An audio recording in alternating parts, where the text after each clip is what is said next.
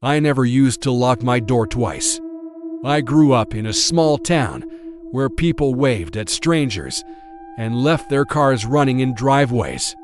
Even after moving to the city, that habit followed me. I locked my door out of routine, not fear. Once was enough. At least, that's what I thought. The first time I locked it twice was after the hallway incident. I lived in a mid-rise apartment building. Nothing fancy. Concrete walls, long hallways, flickering lights management promised to fix, but never did. My unit was near the stairwell, which meant I heard footsteps more often than most. Late-night smokers, early morning workers, normal sounds. Until one night, they weren't normal anymore. It was around 11:30 p.m. I was watching TV when I heard someone walking slowly down the hallway. It wasn't a quick, purposeful stride. It was measured, dragging, each step spaced evenly. Like they were counting. I paused the TV and listened. The footsteps stopped right outside my door. I held my breath. A few seconds passed. Then, a soft sound, almost polite. Someone tried my doorknob. It didn't rattle. It didn't shake. It turned slowly, carefully, like they were testing if it would open quietly. It didn't. I waited, heart pounding, expecting a knock, a voice, anything. Instead, the footsteps just continued, moving down the hallway again at that same slow pace. I locked the door twice that night. The next morning, I told myself it was probably someone who had too much to drink and got the wrong apartment. That explanation worked until I noticed the scratch marks around the lock. Thin, shallow lines. A week later, it happened again. Same time, same footsteps. Same pause outside my door.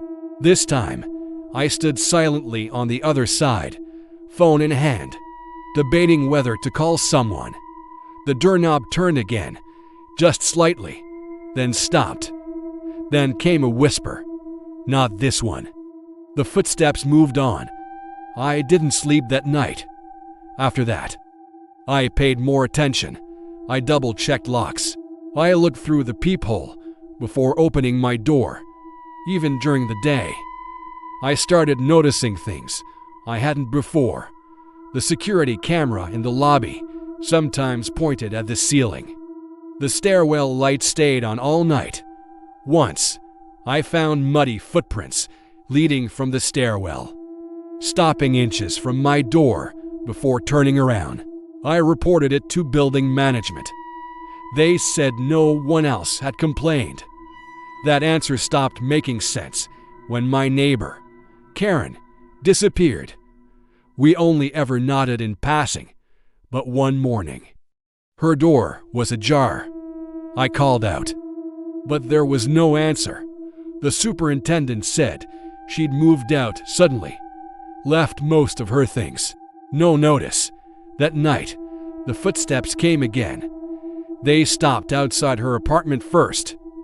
I watched through my peephole as a shadow passed under my door, blocking the hallway light. The shape lingered, then moved on. It stopped at my door.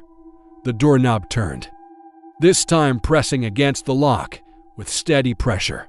I backed away, heart racing. Then it released. The whisper came again, clearer this time. Next time. The next day, I installed a second lock, then a third. I slept with the lights on. I stopped using headphones. A month passed without incident. I started to relax, just a little. That was when I found the note. It was slid halfway under my door. No envelope. Just for words, written carefully. You locked them well. My stomach dropped. That night, the footsteps came earlier. They came straight to mine. I heard fingers brushing against the door, tracing its edges. I heard a soft, amused breath on the other side. Then a new sound. Metal scraping metal, my deadbolt strained. I called the police, whispering my address. The scraping stopped. The footsteps retreated. When the police arrived, they found nothing. No one in the stairwell. No forced entry. The camera showed nothing unusual. I moved out the next week. New building, new floor, new locks. I still lock my door twice, sometimes 3 times, because every so often, late at night, I hear footsteps outside my door that stop just long enough to remind me why I started. And somewhere down the hallway, something is still checking which doors are worth opening. Thanks for listening. Stay safe. And I'll see you in the next one.